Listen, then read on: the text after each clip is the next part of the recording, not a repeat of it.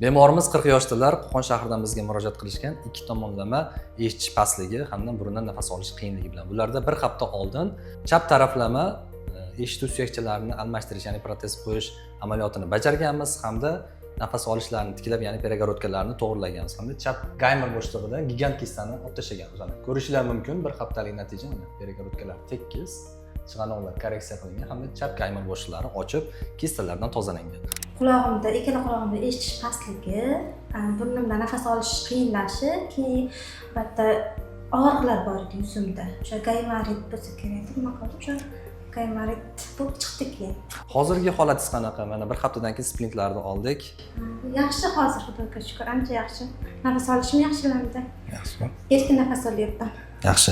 Bularni Xudo xolasa 14 kundan keyin quloqlardagi gubkalarni olib tashlaymiz, eshitishlar ko'tariladi hamda 2 oydan keyin o'ng quloqlarni operatsiya qilib eshitishlarni tiklab beramiz.